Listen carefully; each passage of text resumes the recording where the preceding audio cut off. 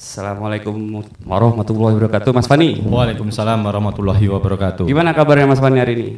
Tadi udah tanya. Oh udah ya? Baik ya? Waduh, saya salah. Kelihatan nervous.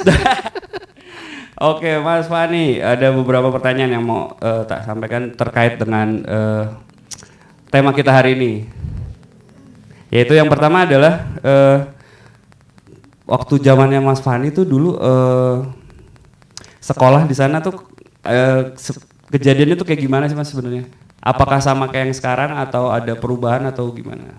Monggo Mas. Bismillahirrahmanirrahim. Assalamualaikum warahmatullahi wabarakatuh. Waalaikumsalam warahmatullahi wabarakatuh. Kalau zaman dulu memang ketika saya sekolah tahun 2000-an gitu. Jadi memang pernah membuat orang itu depresi gitu loh. Memang membuat orang depresi disuruh berjilbab gitu loh. Nah, usut temunya usut ternyata yang disuruh berjilbab itu cowok gitu. Oh iya benar-benar. Masuk. Yang stand up yang lainnya Pak. Jadi itu respon dari teman-teman saya alumni, sesama alumni itu responnya seperti itu. Jadi ketika mendengar SMA kita ada orang yang depresi, responnya mesti sama itu loh. Dicek sih ini jangan-jangan lanang gitu loh. Oh. Jangan-jangan cowok gitu loh. Ya begitulah kalau kita angkatan 2000-an ya. Tapi memang ada pemaksaan atau kalau zaman dulu kita ngobrolin zaman dulu ketika saya sekolah itu saya ingat betul gitu loh. Jadi ketika saya sekolah itu waktu itu kepala sekolahnya kita demo gitu. Waktu itu kepala sekolahnya kita demo bagaimana caranya menurunkan kepala sekolah. Nun sewu Pak, Mas, itu kepala sekolahnya yang sama atau udah ganti? Beda. Oh beda. Okay. Waktu itu beda. Dan ketika saat itu karena ketika dulu itu siswanya kritis-kritis. Oh. Misalkan kayak SPP naik gitu. SPP naik itu kritis sekali. Bagaimana kita bisa menurunkan SPP? Ini seorang bayar gitu loh. Oh. Wong sekolah negeri kok bayar kan gitu. betul. Dulu gitu. Iya. Tapi kita nggak paham nggak paham. Sing penting pokoknya caranya gratis. Okay. Nah, kritis itu melahirkan kita yang ditekan ketika itu. Karena kita kalah. Contohnya teman-teman yang yang ikut mengkritisi gitu langsung mendapat bintang 1 istilahnya, ratingnya jelek. Alhamdulillah saya nggak ikut karena saya hobinya bolos. Itu nggak pernah. Berarti dapat bintang 7 Mas. Ya alhamdulillah gitu. Itu masuk di Jogja TV ketika itu. Nah, tahun dulu sama tahun sekarang itu ya kita masuk Jogja TV lagi, tapi berbeda kasus. Nah, saya sangat prihatin sekali ya sama adik-adik yang dipaksa untuk berjilbab dan ternyata itu memang beritanya itu dipaksa ya, beritanya seperti itu. Jadi kalau ketika saya di grup alumni, saya ada 2 grup alumni SMA saya yang seangkatan sama SMA yang alumni senior ada tahun 92 gitu. Antum maksudnya 96. Enggak, saya itu 88 ya. Oh iya. Salep berarti. Nah, ketika itu kita saling konfirmasi dan ternyata ketika saya amati itu beritanya memang ada 2 ya. Yang dari kepala dari sekolahan itu menolak tuduhan itu bahwa kami tidak memaksa gitu loh. Kami hanya menghimbau dengan sangat. Itu versi sekolah. Kemarin saya menghubungi Bapak Kepala Sekolah yang kita minta untuk hadir di sini membersamai kita. Ternyata beliau menjawab, Mas mohon doanya saja ya. Saya baru cooling down karena memang shock ya. Kepala sekolah dengan viral seluruh Nusantara itu menurut saya itu ngeri gitu. Ngeri. Saya jadi kepala sekolah ya mesti langsung mutung lah. Bali rasa jadi kepala sekolah. Jadi kepala rumah tangga aja sulit kan? Iya, curhat. Oh. Terus kalau solusinya itu gimana Mas Fani menurut teman-teman alumni lah? Bukan, ini ngomongin kronologi dulu ya, sebelum solusi. Jadi kepala sekolah itu sebetulnya tidak tahu kejadian itu. Nah, karena apa? Kejadian itu sebenarnya gini. Kejadiannya, jadi siswa itu sekarang tuh namanya masa pengenalan lingkungan sekolah kalau sekarang.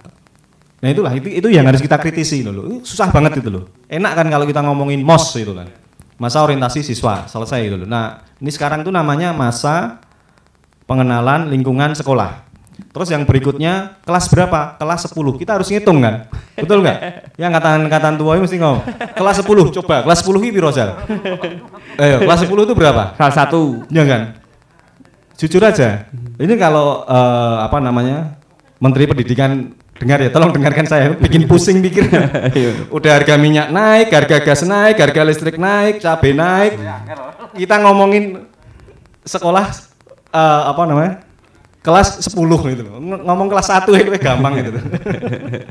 Jadi ketika ini kelas 1 masuk MOS ya, kita ngobrolin masa orientasi siswa itu. Nah, itu memang diminta untuk memakai atribut. Yang muslim diminta untuk menggunakan jilbab. Nah, versi di sekolahan seperti itu. Nah, itu yang meminta guru BK. Sampai guru BK tuh nanyain bahwa ini gimana kok, apa kamu nggak diajarin apa sama gini? Nah, intinya dengan pertanyaan-pertanyaan itu izin ke belakang, ke kamar mandi. Ke kamar mandi itu 1 jam ternyata. Loh kok anak ini kamar mandi 1 jam, terus digedor ternyata lapor sama ibunya. Lapor sama orang tuanya. Setelah itu orang tuanya tidak mengkonfirm ke sekolahan yang menurut saya dengar, tapi melapornya ke ombudsman. Nah, di ombudsman ini yang konfirm ke kepala sekolah. Kepala sekolahnya tanya, kepala sekolahnya bingung, loh aku nembe ngerti. Nah kan gitu, aku nembe ngerti gitu loh. Nah setelah itu dikonfirmasi ke guru BK. Nah kemudian tadi pertanyaan, kemudian langsung viral kan itu, viral. Nah, ada berita lagi, ada 2 menurut versi yang sebelah, versi sebelah itu versi anaknya. Versi anaknya bahwasannya kami dalam kondisi yang baik-baik saja. Keluarga dalam kondisi baik-baik saja, sekolah di situ kok dipaksa. Nah, di sekolahan itu bukan dipaksa, tapi dipakaikan. Iki lho carane nganggo jilbab. Nah nanti mungkin Mas Doni bisa membahas tentang iki tenane dipaksa apa enggak. Kalau ini loh pakai jilbab itu seperti ini, caranya ngene gitu loh. Itu dipaksa enggak?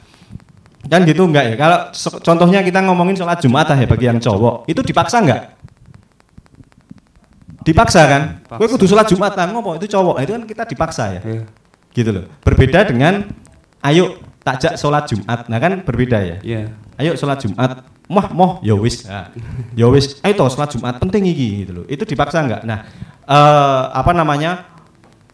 ketika standar pemikirannya berbeda, maka hasilnya berbeda. Nah, yang mengagetkan di alumni kami adalah ketika ada keputusan menonaktifkan kepala sekolah dan beberapa guru dan tiga guru BK. Nah, itu yang kami amati dan kami ya sangat menyayangkan hal itu. Kenapa hal itu terjadi sebelum ada konfirmasi atau istilahnya tabayun lah ya. Istilahnya kan kita katanya negara hukum. Nah, seharusnya kan ya misalkan kita melanggar kan ya mau sidang ora kan gitu. Kan kita punya hak. Nah, tiba-tiba ini dengan segala langsung keputusan menonaktifkan. Ya wallahu alam, saya kurang tahu bagaimana peraturan di ASN sekarang dan kurang tahu. Gitu Mas Wiwi. Nah, solusinya untuk nextnya biar tidak terjadi lagi hal-hal yang kayak gini gimana Mas? Sebetulnya sebetulnya kalau saya mengamati apa yang dilakukan sekolah ini menurut saya itu kemajuan berpikir. Artinya apa? Zaman dulu saya itu sangat jarang cewek-cewek itu berjilbab. Tapi setelah saya lihat adik-adik angkatan sekarang itu berjilbab, gitu loh. Artinya menurut saya, pandangan saya sebagai kakak angkatan atau alumni dari adik-adik ini itu adalah sebuah kemajuan berpikir. Karena apa? Mereka sudah menggunakan hukum yang Allah bikin gitu loh. Jadi contohnya dulu nggak ada kita masa orientasi siswa yonone pelonco-peloncoan terus cowok cewek campur jadi satu gitu ya. Alhasil apa? Mohon maaf ini pergaulan yang ada di sekolah saya zaman dulu ya mungkin di zaman jenengan juga ada yang namanya MBA itu ada. Ya enggak? Betul. Nah, kalau sekarang dengan adanya jilbab, kita itu kan orang berjilbab sama orang enggak kan oke mikirnya gitu loh. Kalau orang yang menutup aurat gitu kan mesti wah iki wong soleh angel kan gitu. Kalau orang yang nyun sewu dengan perbandingan mesti kan ngelirik kan gitu. Orang jalan berjilbab dengan orang yang tidak berjilbab pasti mata pandangan cowok itu mesti beringas gitu loh. Nah, kaum yang jadi terbagi dua. Ada kaum liberal sama kaum agamis gitu ya. Saya nyebutnya gitu. Nah, di kaum liberal ini, ayo kuwi kan makanya nek gunake mripat ki sing bener. Gitu. Loh, padahal udah bener ya ditaruh di situ. Loh kan bener gitu loh. Nah kan loh kita kan bener loh dalam kalau kita kita disuruh kalau melihat cewek itu tundukkan pandangan. Lah, kita tundukkan pandangan malah kena paha. Oh. Lebih parah gitu loh. Zaman antum mungkin lebih di atas dengkul kali ya. Iya, di atas dengkul. Dan ya biasa kan ongotan itu ongotan apa jenenge?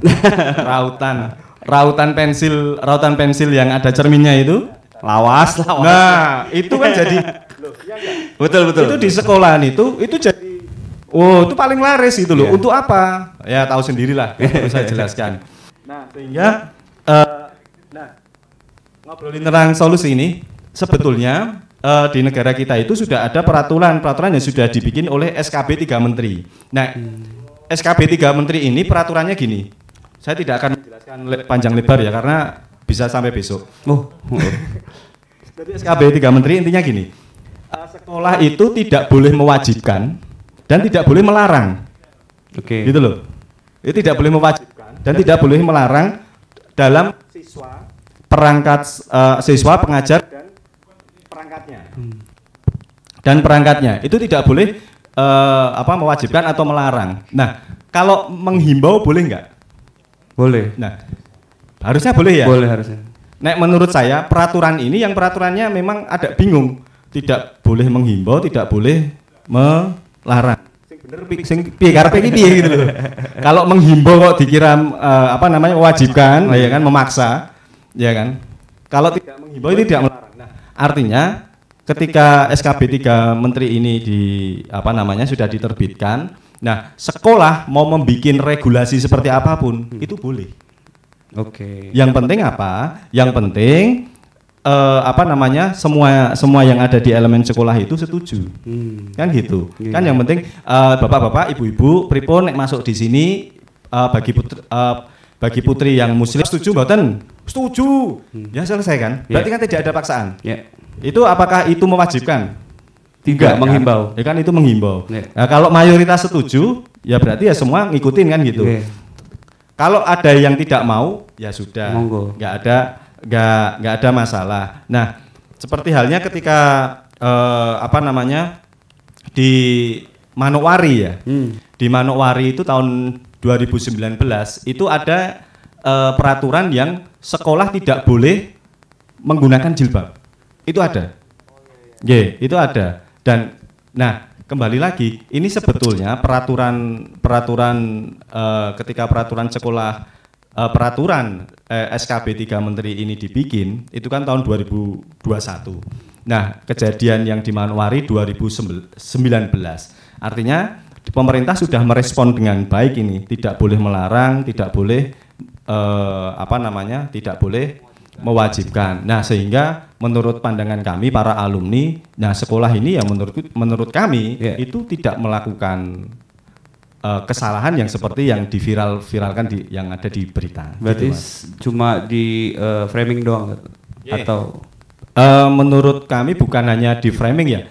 Dari dulu sepertinya bangsa ini sudah terbelah menjadi dua ya, antara kadrun dan goiru kadrun.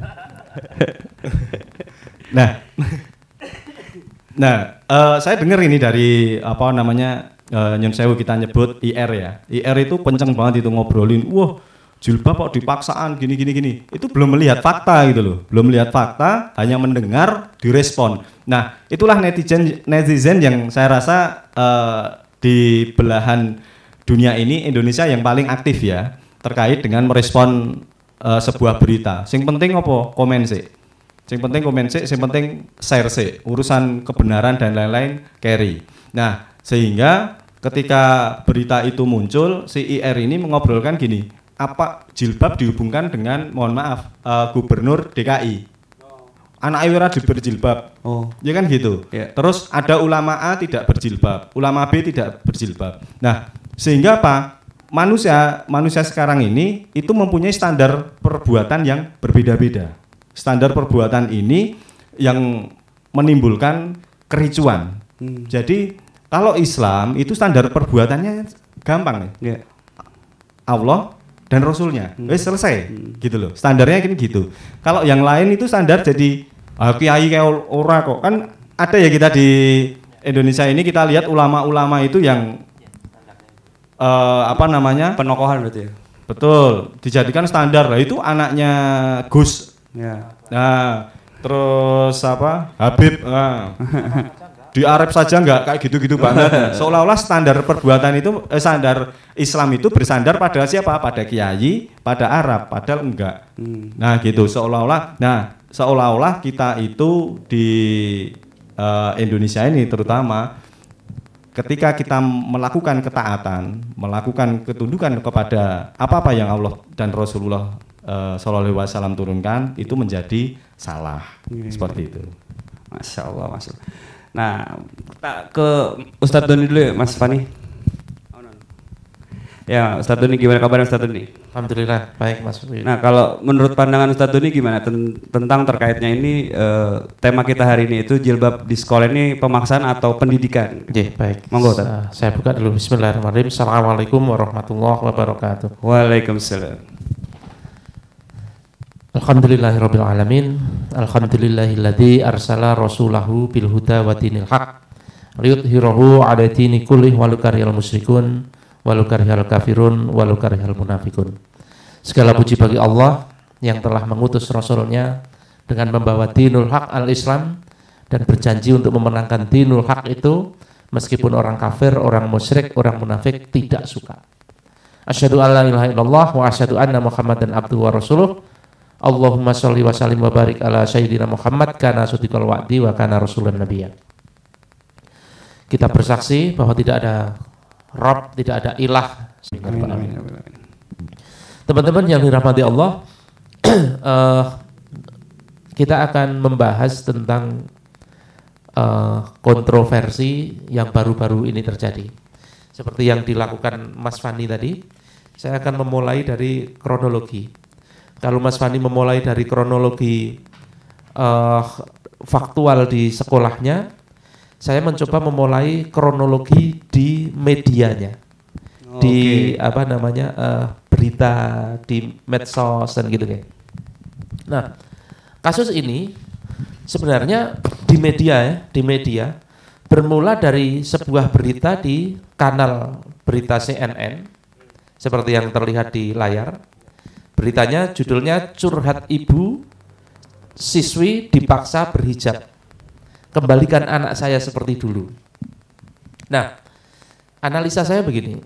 Tapi sebelum itu.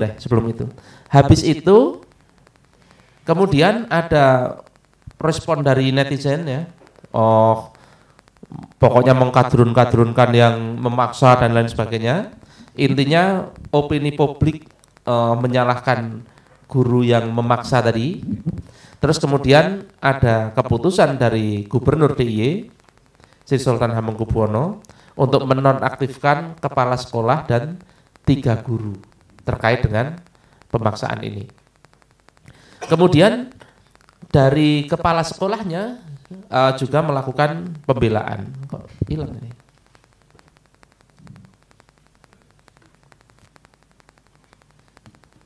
Mati ya?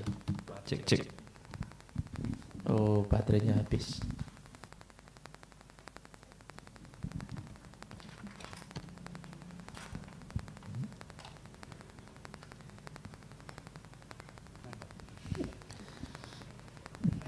Monggo. Baik. Sampai mana tadi?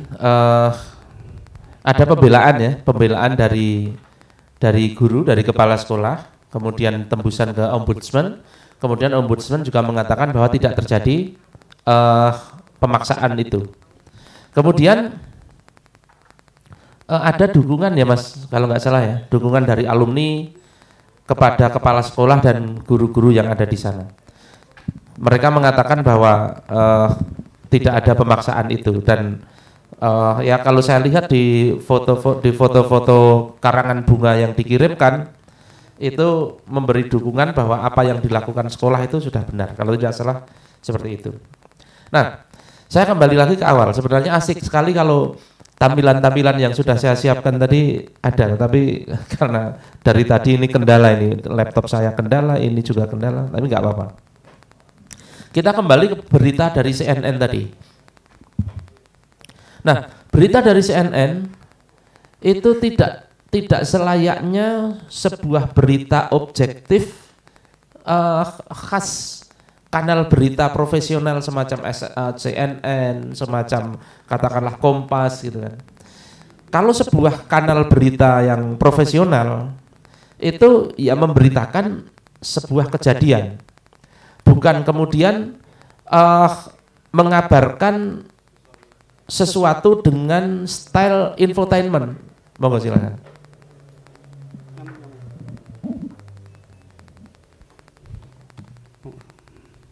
Kalau kita lihat yang muncul di CNN, berita pertama CNN tadi itu khas infotainment.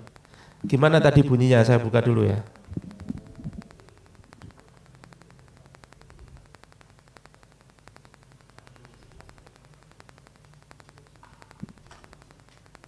Ya, beritanya bunyinya gini. Curhat ibu siswi dipaksa berhijab. Kembalikan anakku seperti dulu. Terus menceritakan tentang teleponnya si anak, menangis. Ini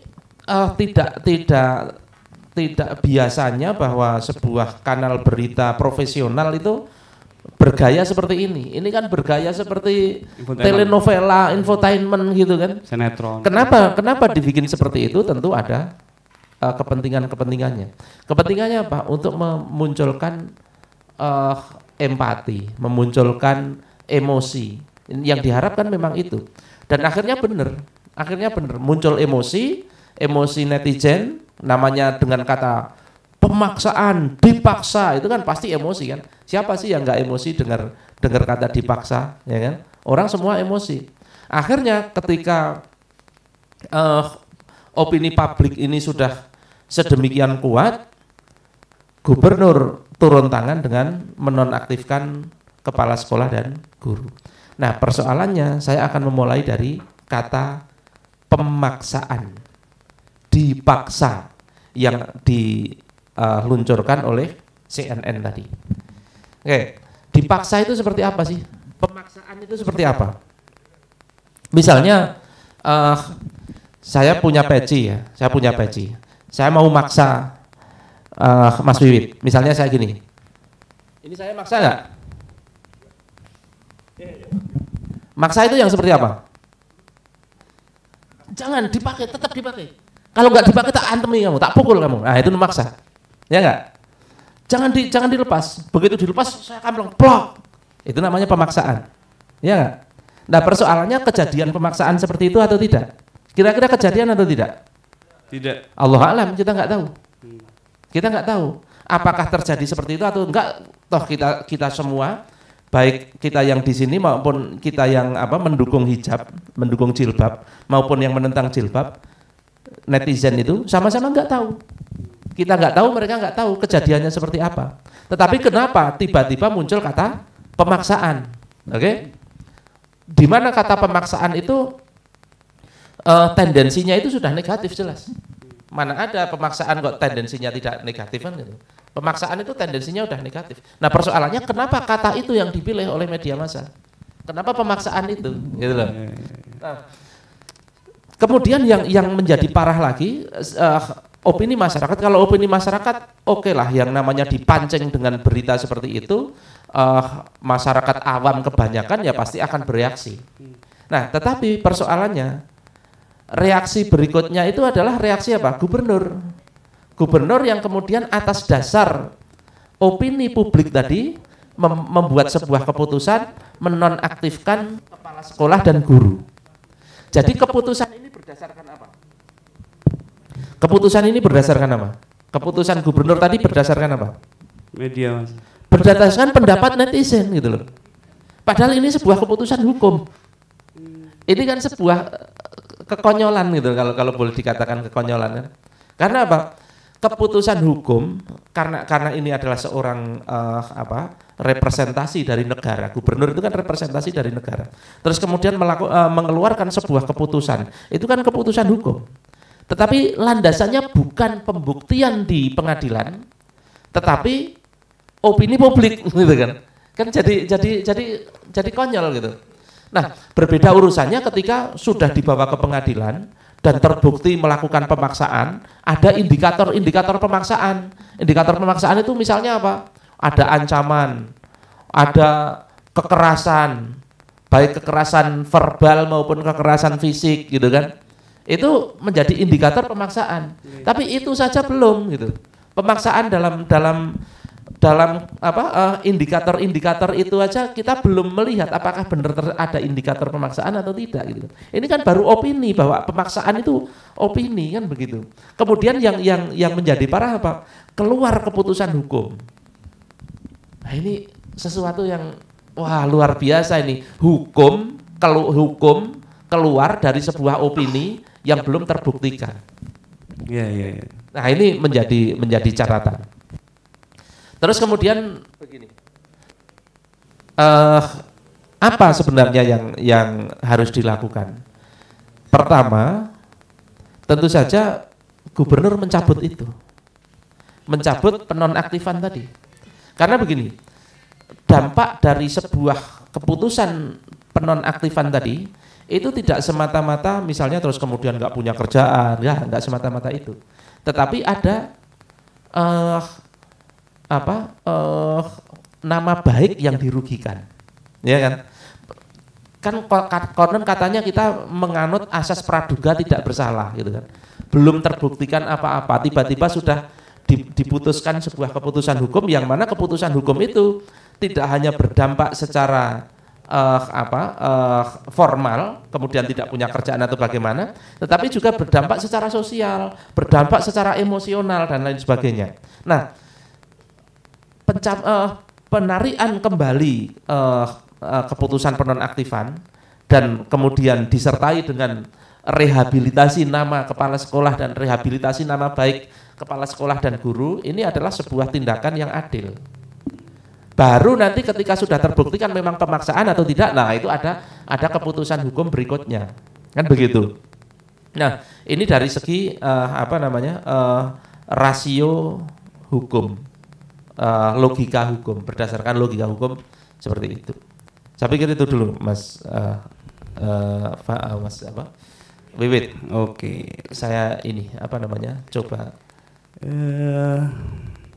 atasi ini lagi. Saya mau tanya untuk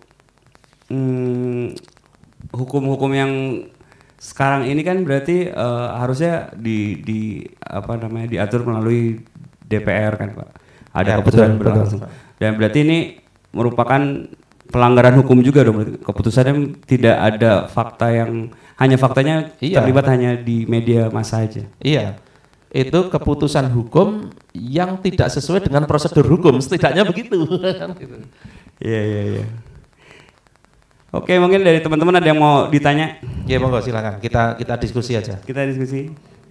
Atau Mas Fani ada yang mau ditanyakan? Oh, Mas Jaldi. Mas Jaldi?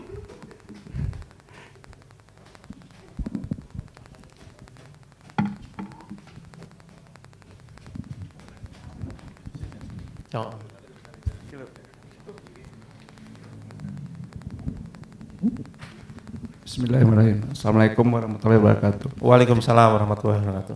Kalau ini saya cuma cuma yang mungkin guyon juga Dia cuma berpikir itu kan suatu kejadian fakta. Kalau kita ke agama kita itu berpikir tingkat keberapa? Fakta, dalilnya apa? Tingkat berpikir tingkat 1 kah, 2 kah atau gimana? Mungkin kesana aja kalau saya Udah itu aja Makasih Bang. Monggo Tat. Wah, gimana ini jawabnya? Susah ini pertanyaannya. Berpikir tingkat berapa ya?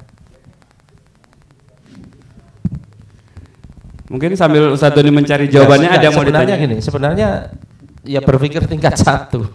Berpikir tingkat satu karena kita kan memahami fakta kan. Faktanya itu terjadi pemaksaan atau tidak.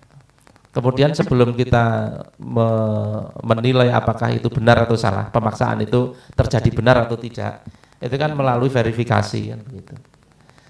Nah, verifikasi, persoalannya ini bisa jadi nanti melangkah ke berpikir tingkat 2. Tingkat 2-nya apa? Karena bagi kita, publik secara umum, itu tidak terjadi di depan mata kita.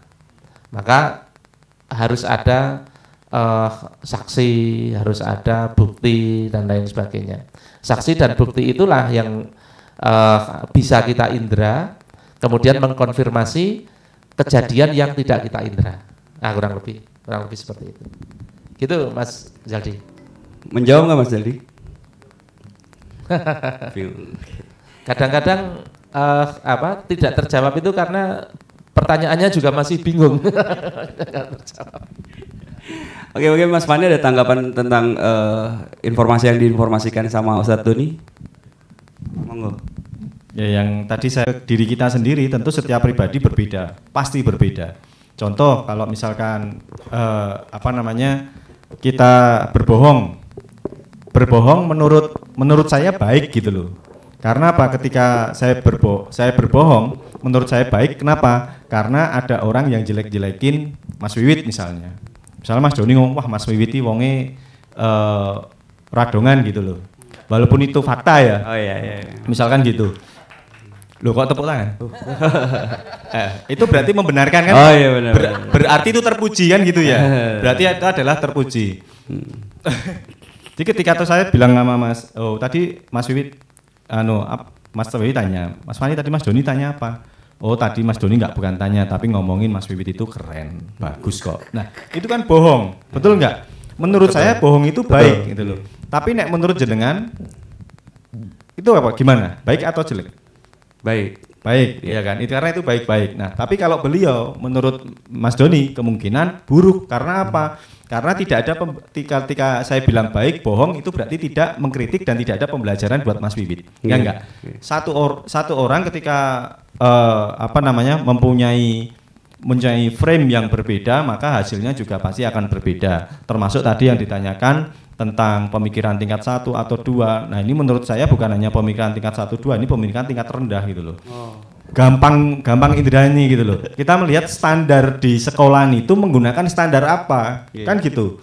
Nah, standar di sekolahan itu menurut pandangan saya itu adalah memisahkan antara agama dengan kehidupan gitu loh. Karena basicnya apa? Basicnya juga negara ini.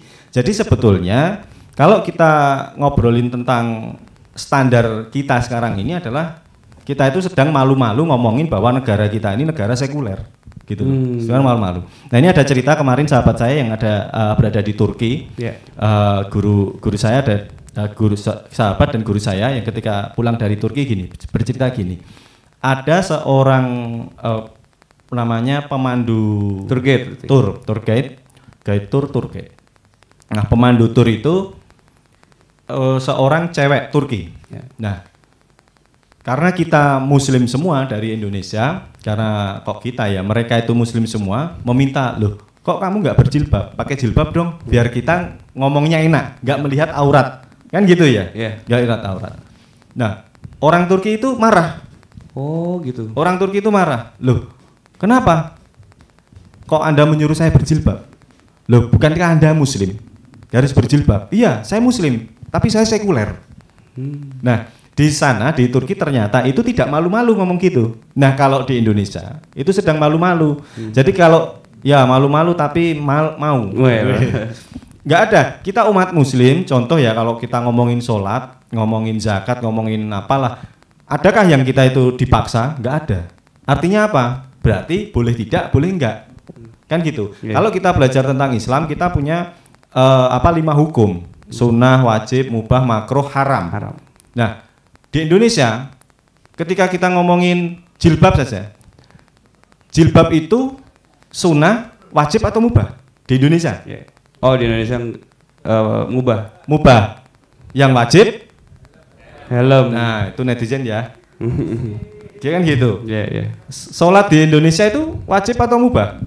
Mubah. Ya mubah semua kan kita itu. Iya. Yang wajib kan agama. Nah, dengan ini maka ketika saya dulu berpikirnya seperti itu, ketika saya sekolah dan sekarang mendapatkan belajar, ketika belajar tentang bagaimana syariat Islam ini sangat komprehensif mengatur, nah saya bisa bilang bahwa pemikiran sekarang ini adalah pemikiran kemunduran. Atau kalau sahabat-sahabat kita bilang adalah, nah inilah kita itu pada masa apa? Masa jahiliyah. Seperti itu Mas Ibu. Oke, makasih. Belum bisa ya, Tat? Baik. Ada yang mau ditanya, teman-teman? Pak Oge? Saya Ada nambahin mulai? dulu. Oke, monggo. Oke, sekarang di DIY dan seluruh Indonesia sebenarnya itu ada aturan di mana setiap hari tertentu itu pegawai itu wajib menggunakan baju tradisional gitu ya. Nah, pertanyaan saya, itu pemaksaan atau tidak? Kenapa yang itu boleh, yang jilbab nggak boleh? Ini kan jadi apa namanya? Ambigu. Jadi ini sebenarnya kita itu standarnya apa sih? Apakah standarnya memang HAM? HAM itu artinya adalah masing-masing orang itu harus dihormati haknya. Kalau jilbab tadi ya, orang itu punya hak untuk tidak menggunakan jilbab. Kalau sekolah itu memaksakan menggunakan jilbab, sekolahnya salah, gurunya salah. Nah, sekarang misalnya sekolah mewajibkan atau kantor itu mewajibkan pegawainya menggunakan baju tradisional, terus si pegawai tadi tidak menggunakan, itu harusnya dia juga bisa menggunakan alasan yang sama, hak asasi manusia, ya enggak? Tapi persoalannya kan enggak begitu kan? Persoalannya justru kita yang salah. Termasuk ada peraturan juga dari gubernur itu, setiap jam 10 itu disetelkan lagu Indonesia Raya, semua harus berdiri. Itu melanggar HAM atau enggak yang kayak gitu itu? Melanggar kan? Wong sama-sama memaksa kan? Yeah. Itu jelas, justru jelas memaksa karena sudah ada undang-undangnya. Nah, persoalannya kenapa memaksakan yang satu itu boleh dan memaksakan yang lain tidak boleh? Ini menjadi masalah. Jadi sebenarnya standar hak asasi yang mereka pegang teguh itu sebenarnya serius nggak sih gitu? Kalau memang serius, berarti ya kita nggak boleh dong dipaksa untuk berdiri setiap jam 10 ketika lagu itu dibunyikan. Kita nggak boleh dong dipaksa harus menggunakan, bahkan gini, saya yakin semua teman-teman ini pasti sudah pernah merasakan hari Senin harus pakai topi, ya nggak? Yeah. Harus pakai dasi, harus pakai kaos kaki hitam. Yang nggak pakai topi disuruh apa? Jemur. Disuruh berdiri di bawah tiang bendera itu, kaki satu diangkat gitu kan? Itu pemaksaan atau bukan? Pemaksaan menggunakan topi atau bukan? Pemaksaan. Pemaksaan jelas, sudah ada ancaman kekerasannya bahkan, iya. Tapi lah persoalannya kenapa memaksakan topi boleh, sementara memaksakan jilbab nggak boleh? Gitu kan? Termasuk yang Mas Wani katakan tadi, helm itu kita diwajibkan, bahkan dipaksa. Yang tidak pakai helm 50.000, itu kan dipaksa artinya. Saya ini masih muda. Masih orang gue helm ya. Nek orang nganggo helm harus bayar denda, itu pemaksaan jelas. Ada indikatornya, indikator bahwa itu pemaksaan apa? Denda, gitu kan? Kalau tidak ada denda, terus hanya Mas besok itu jenengan pakai helm, itu bukan pemaksaan, itu namanya anjuran. Tapi kalau sudah ada sanksi itu artinya pemaksaan. Nah, pemaksaan helm boleh, pemaksaan jilbab kok nggak boleh? Mungkin orang-orang HAM akan protes, akan melakukan pembelaan. Loh, kalau helm kan untuk keselamatan. Loh, jilbab itu keselamatan, Pak. Keselamatan yang lebih panjang lagi di akhirat. Kalau di dunia panjenengan nggak pakai helm, jatuh, kepalanya pecah, mati, selesai urusan. Di akhirat wanita yang nggak pakai jilbab dibakar nggak mati, Pak. Kebakar nggak mati, hidup lagi, bakar lagi, hidup lagi, bakar lagi, Kalau nggak pakai helm itu sakitnya cuma sekali kemudian mati, misalnya jatuh terus mati kan gitu kan. Nah, kalau yang tidak pakai jilbab tadi itu berkali-kali. Nah, kalau menggunakan ini untuk keselamatan, jilbab juga untuk keselamatan. Keselamatan yang lebih langgeng lagi. Loh itu kan keyakinanmu. Loh, memang betul itu keyakinan kami. Toh yang dianjurkan untuk menggunakan helm tadi juga muslimah kan? Bukan orang Kristen kan yang disuruh pakai helm, disuruh pakai jilbab kan, gitu kan? Nah, itu menunjukkan kepada kita bahwa standar hak asasi yang mereka dengung-dengungkan itu sebenarnya omong kosong. Tidak ada buktinya. Mereka itu hanya menggunakan asas-asas di dalam hak asasi manusia itu, menggunakan alasan-alasan di dalam hak asasi manusia itu hanya untuk menghalangi Islam. Itu aja. Giliran harus pakai baju kebaya tidak melanggar HAM. Giliran harus pakai topi tidak melanggar HAM. Giliran giliran hijab melanggar HAM. Giliran pegawai-pegawai kita yang muslimah berkerudung disuruh menggunakan topi sinterklas, kita sering lihat beberapa tahun lalu, itu juga tidak pernah ada tuh CNN mengabarkan ada seorang pegawai dari sebuah rumah makan dari Amerika merasa tertekan karena dipaksa menggunakan topi Santa Claus. Enggak pernah ada itu berita dari CNN kayak gitu. Padahal yang tertekan banyak. Yang tertekan banyak. Kenapa tertekan? Karena muslimah ini paham benar bahwa menggunakan itu bagi dia adalah dosa. Dan bagi dia itu dilema, Pak. Dilema. Dia harus tetap bekerja untuk menghidupi dirinya bahkan mungkin keluarganya. Tetapi di pekerjaan dia dipaksa menggunakan topi yang itu jelas simbol dari bukan agama dia. Loh, yang itu kok CNN nggak ribut, yang itu netizen kok nggak ribut gitu loh. Ya yang ribut netizen kita, netizen sana kok nggak ribut. Itu artinya standarnya itu nggak jelas, standar hak asasi manusia yang mereka pakai itu tidak jelas. Oke, itu Mas Yud. Oke, makasih Tat. Ada yang bertanya? Teman-teman? Kalau enggak saya tanya lagi. Oh, ada.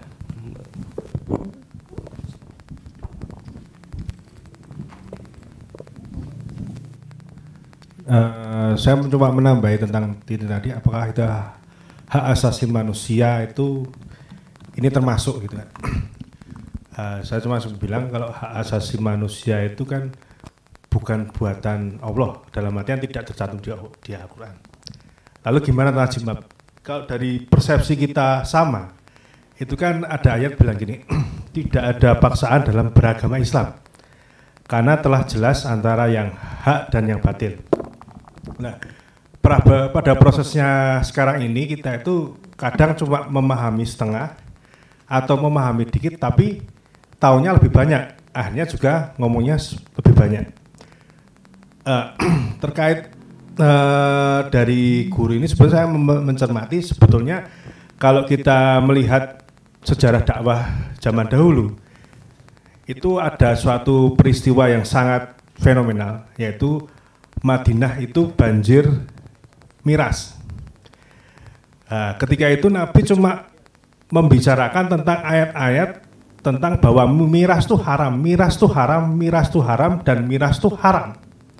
Sampai akhirnya Madinah itu, masyarakat Madinah membuang mirasnya ke jalanan. Bahkan dalam peristiwa heroik itu terkenang sampai sekarang, barang-barang haram itu sampai sekarang tidak ada di Madinah. Katakanlah ya simpel aja lah, tentang rokok. Kalau orang umroh naik haji itu kalau di Mekah itu masih menemukan tentang rokok. Tapi kalau udah di Madinah, mereka tidak bisa menemukan hal-hal kayak gitu. Tidak ada. Kalau orang bawa mungkin ada, tapi orang jual nggak ada. Dalam artian yang dipahami mungkin yang dipahami mungkin kita belum mengatakan tentang hal-hal itu ayat-ayatnya apa. Seperti halnya kita bahas di sinilah orang-orang di sini. Kita bicara tentang hijab. Apakah orang-orang di sini paham ayatnya apa aja sih yang mewajibkan kita untuk agar wanita itu berhijab? Nah, ketika kita tahu, saya otomatis tindakan-tindakan kejadian seperti ini tidak ada. Kenapa? Karena kayak saya lihat gambaran besar, ini ada suatu framen. Mengapa framen? Framen untuk membingungkan umat. Umat sebetulnya mau bangkit tapi dibagikan dengan hal-hal kecil. Jadi intinya itu, saya cuma mau bilang bahwa ini adalah framen yang sebetulnya agar membingungkan umat. Sebetulnya yaitu harapannya umat itu bangkit dalam pertemuan apa dibingungkan lagi. Ya itu aja yang bisa saya sampaikan. Kasih Mas. Monggo tanggapannya Ustadz Dodi. Saya pikir nggak usah ditanggapi. Itu kan apa nambahi ya udah itu tambahan yang bagus. Monggo ada lagi yang lain, teman-teman.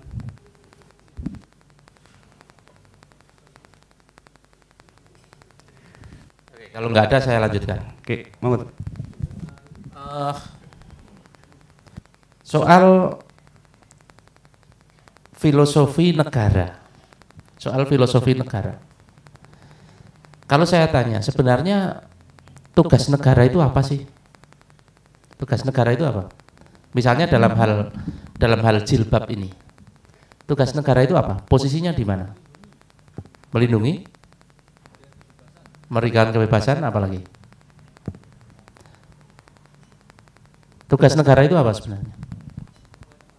Maksudnya tugas negara terhadap rakyat.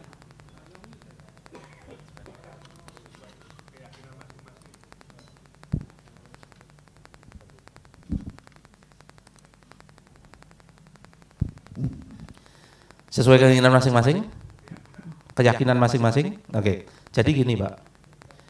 Setiap bentuk negara itu memiliki filosofi masing-masing. Negara sekuler, demokrasi, filosofinya apa? Menjaga kebebasan, menjamin kebebasan.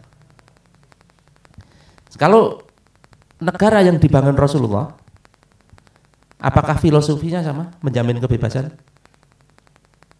Apa? Filosofi negara yang dibangun Rasulullah apa? Fungsi negara untuk rakyat itu ngapain? Riayatus su'unil ummah.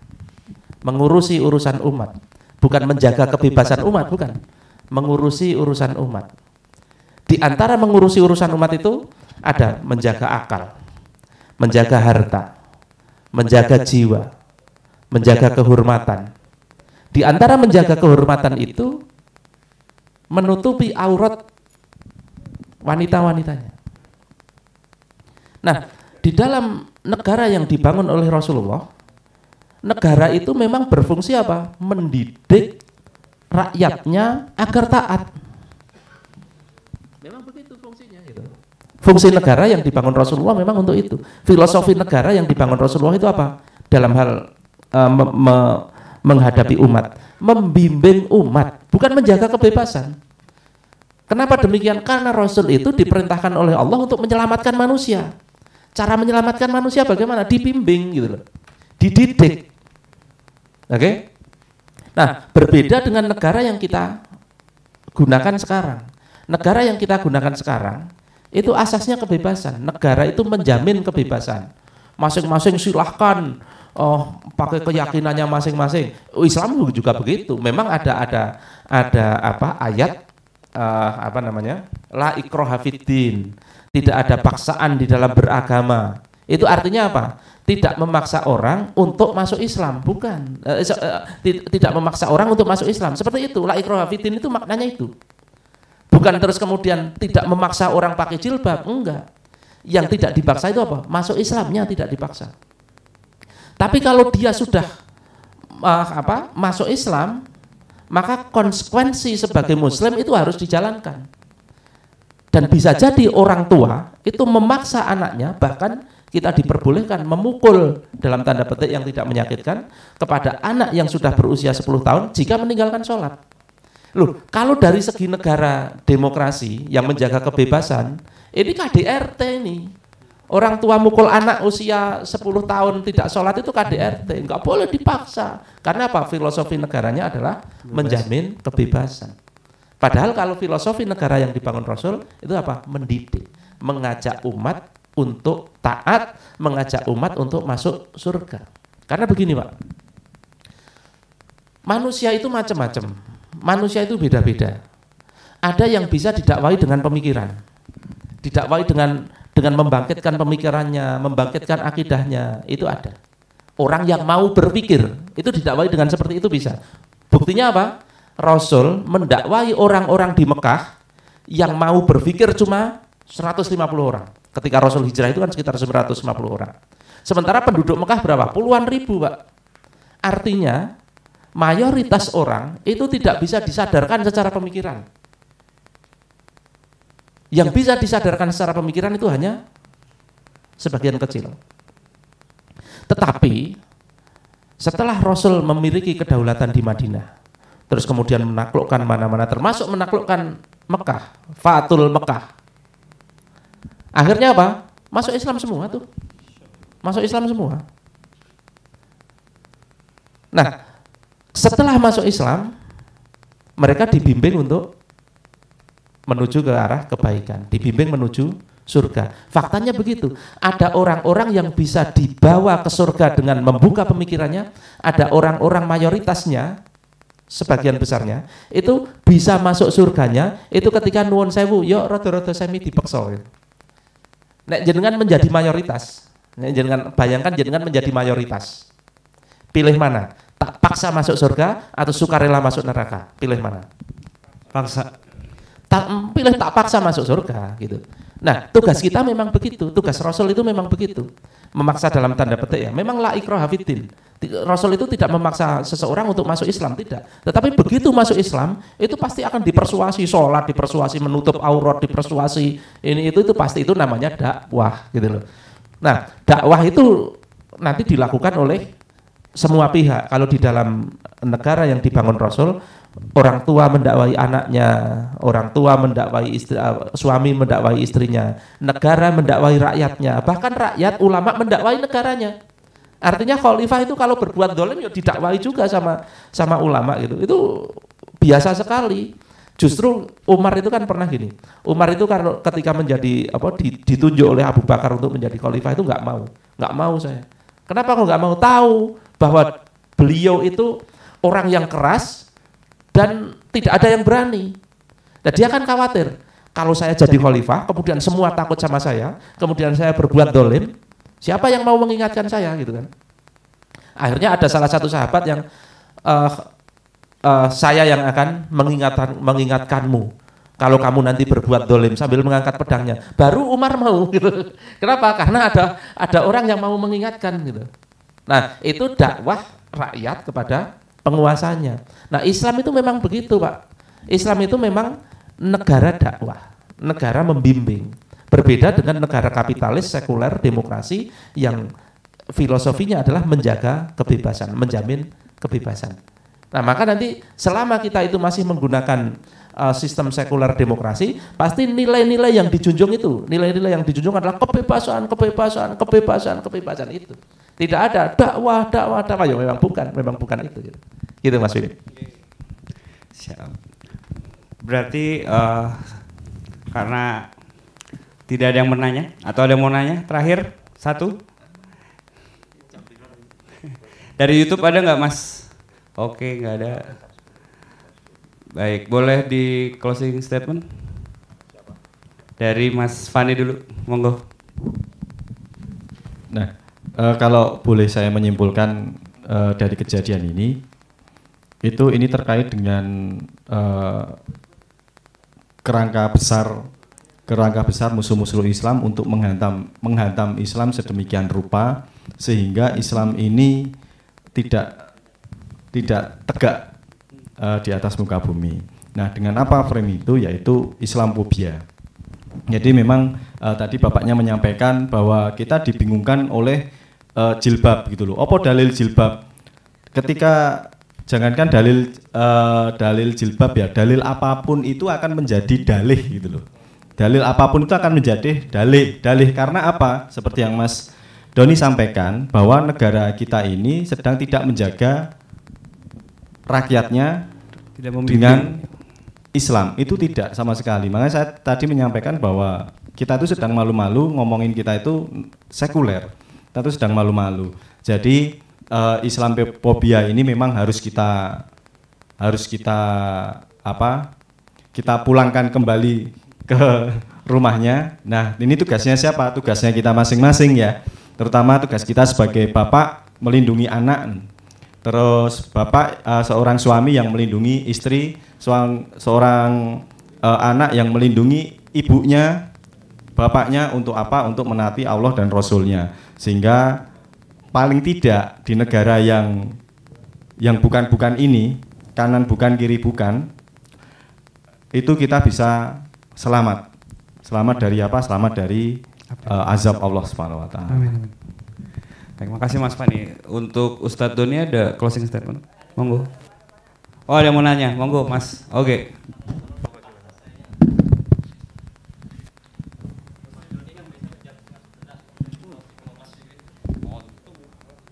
Assalamualaikum Ustadz. Waalaikumsalam warahmatullahi wabarakatuh. Tadi Ustadz nanya tentang bahwa negara tadi kan harus bahwa Rasulullah tadi mendakwai setelah Fatul Mekah kan akhirnya pada berbondong-bondong masuk Islam. Nah, kita kan ada kaidah dalam syarat kita kan ada ma la yatrofu kulluhu la yatrofu kulluhu. Maksudnya kalau kita belum bisa istilahnya menjalankan satu syariat secara maksimal, jangan tinggalkan semuanya. Kan gitu juga. Bahkan juga ada hadis dari Rasulullah yang ada dengan kalimat mastatotum, semampunya. Nah, sekarang kita kembali ke tadi tentang Ustadz yang bilang ya dipaksa tadi itu kan. Nah, untuk menyikapi kaidah fikih ini seperti apa tadi yang yadrofu kuluhu itu sama hadis-hadis Rasulullah kan ada pernah beliau dari riwayat Abu Hurairah nggak salah, jika saya menyampaikan sesuatu untuk dilaksanakan maka laksanakan, jika saya suruh tinggalkan maka tinggalkan, tapi sesungguhnya lakukanlah semampu kalian. Baik. Itu gimana Tat? Baik. Oke, berarti kita perlu memahami apa makna mastatoktu, semampu kalian. Nah, menurut jenengan, menurut teman-teman, makna kata semampumu itu apa? Misalnya Mas Wiwit, tolong angkat beban ini semampumu. Mas Wiwit mengangkat berapa kilo? Semampunya. Berapa mampunya berapa? 5 kilo. 5 kilo. Di atas 5 kilo masih mampu? Enggak. Misalnya sudah enggak bisa. Misalnya. Nah, itu namanya semampunya. Artinya semampunya itu adalah maksimal. Maksimal. Jadi semampunya itu bukan sekedarnya. Nah, semampunya itu artinya bukan sekedarnya. Kalau sekedarnya artinya menjalankan ya wis waton wis, misalnya sholat ya perintahnya 5 kali. Yo siji wae lah. Yo maghrib wae. Nah, itu seadanya, bukan semampunya. Kalau semampunya itu adalah selama tubuh kita masih kuat, lakukan. Selama kita tidak mati, maka dilakukan. Ya, pertanyaan saya, sholat 5 waktu itu membuat mati atau tidak? Tidak. Berarti jenengan masih mampu untuk melakukan sholat sebenarnya. Wanita menggunakan jilbab itu bikin mati atau tidak? Tidak. Itu artinya dia mampu. Oke? Yang artinya semampumu itu begitu. Kalau tidak mampu itu berarti misalnya gini. Makanlah pakai tangan kanan, ada perintah begitu. Kemudian tangan kanannya buntung. Nah, artinya dia tidak mampu makan pakai tangan kanan. Nah, artinya semampunya, mampunya pakai tangan kiri. Itu baru kata semampunya. Tapi kalau dia itu punya tangan kanan, yang disebut semampunya itu apa? Ya pakai tangan kanan gitu. Gitu ya. Artinya semampunya itu adalah maksimal. Semampunya itu memaksimalkan kemampuan kita. Itu yang namanya semampunya. Saya pikir itu nih. Apalagi tadi?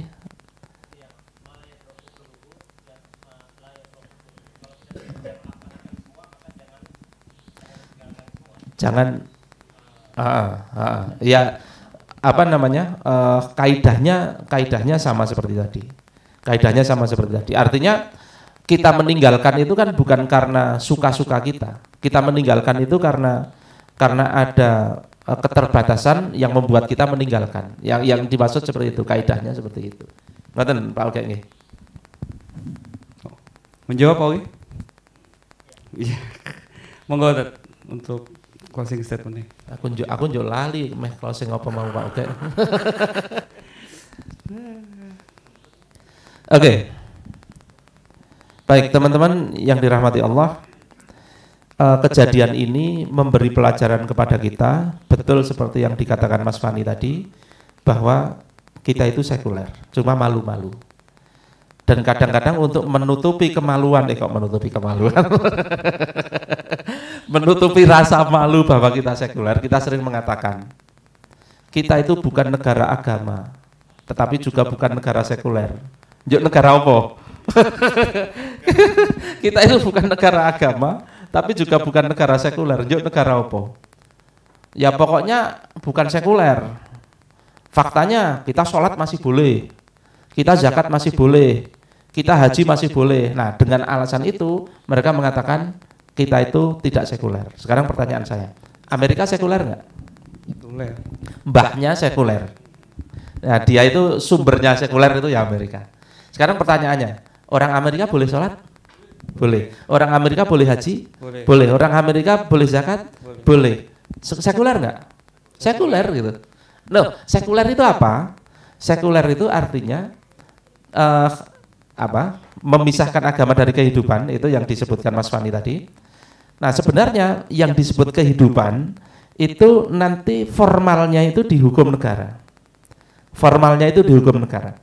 Maka nanti secara spesifik yang disebut negara sekuler itu adalah negara yang tidak menjadikan hukum agama sebagai hukumnya. Bahkan jangan menggunakan hukum agama untuk mengatur hukum negara. Itu yang disebut negara sekuler. Maka kalau ada undang-undang yang mengatakan tidak boleh memaksakan jilbab kepada muslimah sekalipun, nah ini berarti undang-undang yang muncul di dalam negara sekuler. Jadi justru dalam kejadian ini memverifikasi kepada kita bahwa kita itu real sekuler. Nah persoalannya, kalau negara ini sekuler, kemudian filosofinya sudah saya katakan tadi adalah menjaga kebebasan, bukan mengajak kepada ketaatan, membimbing kepada ketaatan, tetapi justru menjamin kebebasan walaupun sesat sekalipun bebas boleh kan gitu kan, menjaga kebebasan itu artinya itu. Maka sekarang bayangkan kira-kira bagaimana anak cucu jenengan. Jenengan sekarang punya anak, anaknya nanti punya anak lagi. Sementara negaranya seperti ini. Kira-kira bagaimana nasib anak cucu panjenengan kelak? Bahkan bisa jadi ujung-ujungnya tidak hanya tidak boleh memaksakan berjilbab, bahkan berjilbab pun tidak boleh. Akhir-akhirnya kan begitu nanti. Memang arahnya ke situ, Nah sekarang relakah panjenengan ketika anak cucu panjenengan itu menjadi seperti itu? Kalau saya tidak rela, jelas. Kalau saya tidak rela. Dan karena saya tidak rela itu, maka saya tidak diam. Saya akan mengatakan bahwa negara kita tidak boleh sekuler. Bahwa kita harus mendakwahkan kepada seluruh masyarakat, seluruh muslimin, kita harus kembali meminta kepada penguasa agar mengarahkan rel negara ini. Rel itu adalah ideologinya. Jadi negara itu ibaratnya kereta api.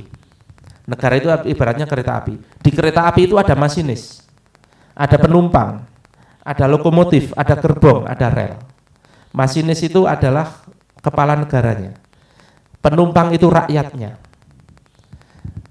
Kereta api itu adalah negaranya. Jenengan mau ganti masinis seberapa kali pun, kalau keretanya itu, relnya itu, ya tetap sampainya sama.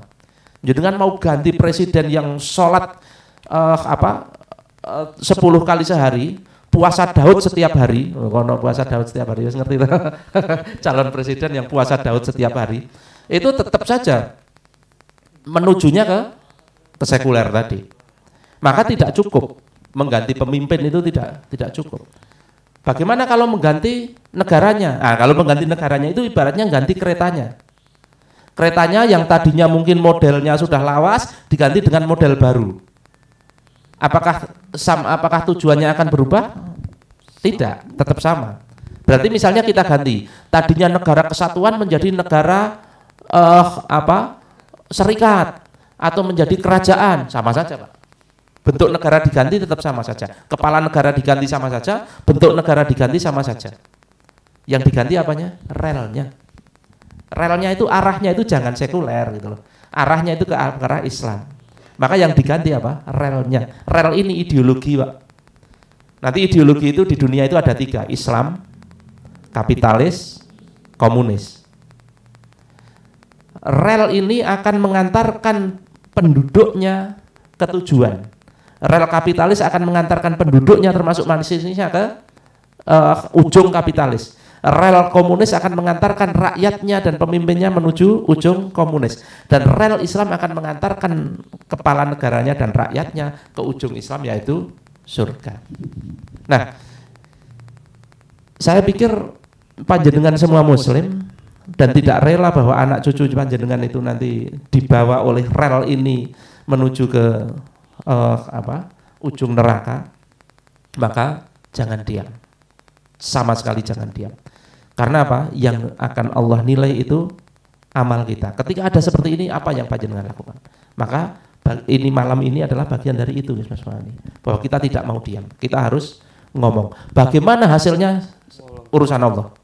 Tetapi yang kita lakukan adalah kita tidak diam, sembari menjaga anak cucu kita. Kita sekolahkan ke arah yang benar. Kalau memang disekolahkan di sekolah yang seperti itu kok malah berjilbab pun jadi susah, sekolahkan ke pondok, selesai perkara. Oke? Justru ini menjadi semangat bagi kita untuk mengarahkan anak kita ke sekolah yang benar. Saya pikir itu Mas Wiwit dari saya. Matur nuwun teman-teman. Mohon maaf kalau ada kalimat-kalimat yang mungkin kurang tepat dari saya. Sekali lagi mohon maaf yang sebesar-besarnya. Tidak ada niatan sama sekali untuk menyinggung panjenengan. Ini semata-mata untuk keberkahan kita.